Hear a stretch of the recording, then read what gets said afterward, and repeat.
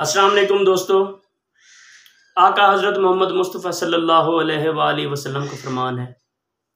میری ہر بات لوگوں تک پہنچاؤ، خواہ وہ ایک آیت ہی کیوں نہ ہو۔ پہلے یہ ویڈیو دیکھیں پھر بات کرتے ہیں۔ میں اور آپ جس سوسائٹی میں آج رہ رہے ہیں،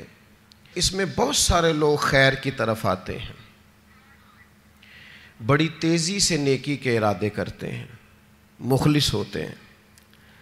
اخلاص بھی پورا ہوتا ہے، لیکن نیکی پر ڈٹے نہیں رہتے۔ کچھ دن تو خیر سے کام کرتے ہیں، کچھ دن تو جد و جہد کرتے ہیں، لیکن جتنی تیزی سے وہ آتے ہیں اتنی تیزی سے واپس جاتے ہوئے بھی دکھائی دیتے ہیں۔ کچھ دن تو ایسا ہوتا ہے کہ 5 نمازوں کے ساتھ تہجد بھی شروع ہو جاتی ہے، تلاوت قرآن مجید، ذکر، اذکار، درود و سلام،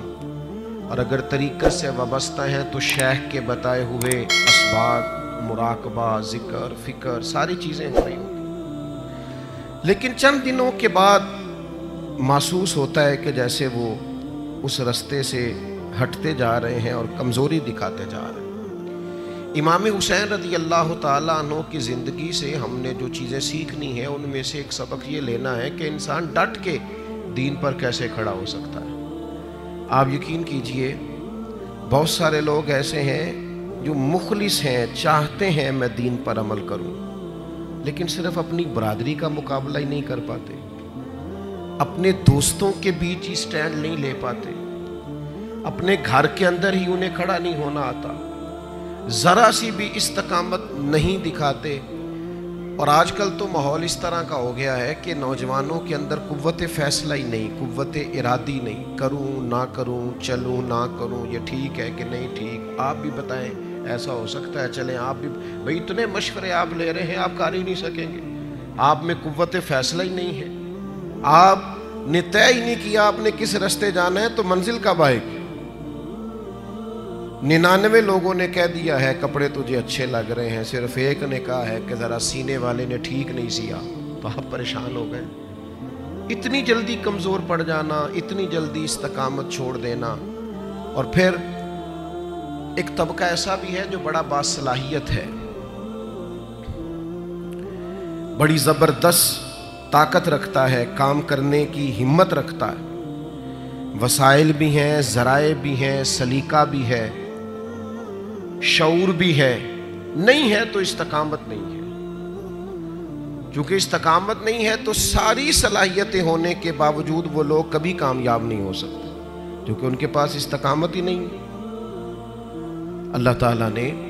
قرآن مجید کے اندر اس بات کو بیان فرمایا ان الذین قالوا ربنا اللہ ثم استقاموا۔ یہ قرآن مجید کا ذرا انداز کریمانہ دیکھیے، فرمایا بے شک وہ لوگ جنہوں نے کہا اللہ ہمارا رب ہے، ثم استقاموا، پھر وہ ڈٹ گئے، جم گئے اس بات پر اللہ ہمارا رب ہے،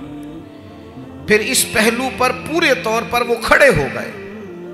تو یا اللہ انہیں کیا ملے گا؟ فرمایا تتنزل علیہم الملائکہ، ہم ان کی مدد کے لیے فرشتوں کا نزول فرما دیں گے،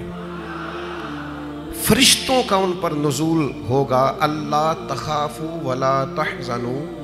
فرشتے ان سے کہیں گے نہ خوف کھاؤ نہ غم کرو، وابشروا بالجنۃ التی کنتم توعدون،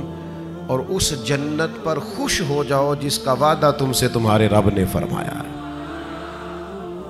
ان الذین قالوا ربنا اللہ ثم استقاموا،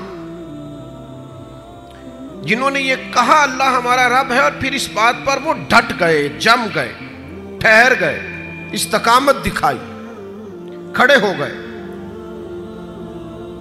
یہ نہیں فرمایا کہ فرشتے آئے تو وہ ڈٹ گئے، قرآن مجید کی ترتیب یاد رکھیے، فرمایا پہلے وہ ڈٹے،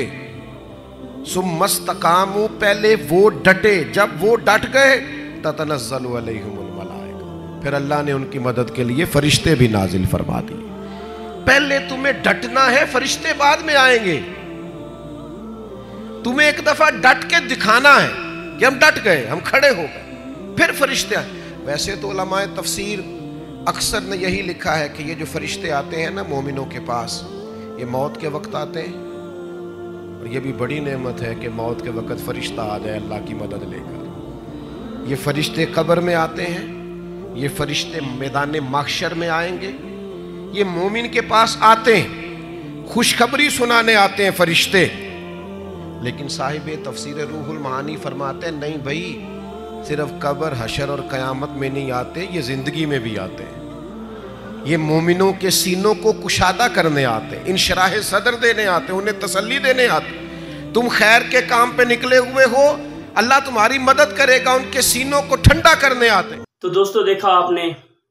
ہمارے علماء کرام کیسے اسلام کی خدمت کے لیے کوشاں ہیں۔ تو دوستو ہمارا بھی فرض بنتا ہے کہ ہم کم سے کم ان علماء کرام کی بات کو زیادہ سے زیادہ لوگوں تک پہنچائیں، تاکہ